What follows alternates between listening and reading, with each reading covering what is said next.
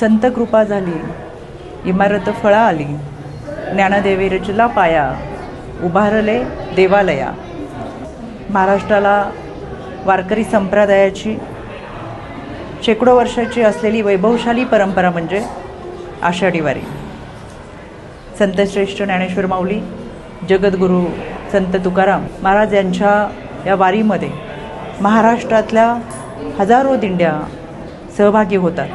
महाराष्ट्राच्या कानाकोपऱ्यातून आलेल्या या दिंड्या पायी चालत या वारीमध्ये सहभागी होत बा विठुरायाच्या दर्शनाची आस ठेवत वारी पूर्ण करतात.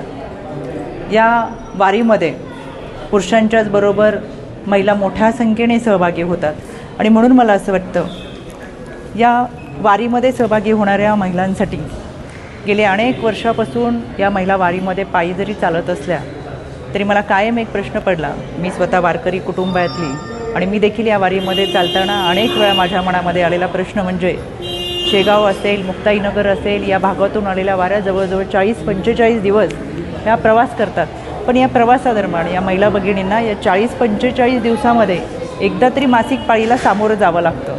मग या दिवसांमध्ये त्यांचे जे प्रश्न आहेत, त्यांच्या ज्या अडचणी आहेत, त्या कशा पद्धतीने समजून घेत असतील. योगायोगाने राज्य महिला आयोगाचे अध्यक्ष म्हणून मला या ठिकाणी काम करण्याची संधी मिळाली आणि राज्य महिला आयोगाच्या वतीनं आरोग्यवारी म्हणून हा एक उपक्रम आम्ही गेले 2 वर्षापासून सुरू केला आहे. आरोग्यवारीचा हा 3ऱ्या वर्षीचा उपक्रम आहे. या वारीमध्ये राज्य महिला आयोगाच्या वतीनं दर 1.5 ते 2 किलोमीटरच्या अंतरावरती महिलांसाठी सॅनिटरी नॅपकिन वेंडिंग आणि बर्निंग मशीनची व्यवस्था केलेली आहे.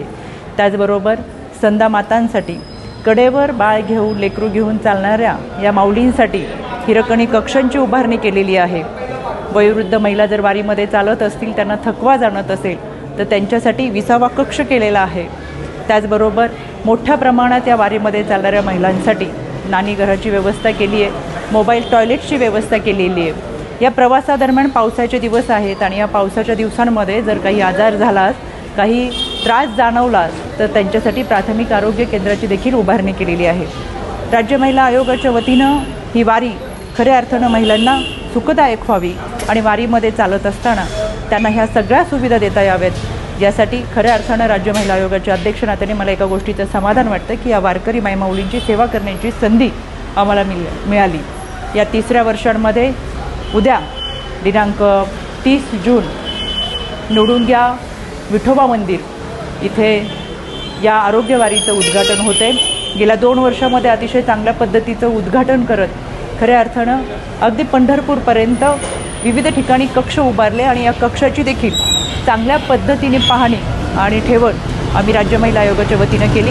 मला असं वाटते उद्या या उद्घाटन सोहळ्यामध्ये राज्याचे उपमुख्यमंत्री आदरणीय अजितदादा यांच्या उपस्थितीमध्ये हा उद्घाटन सोहळा होतो आहे.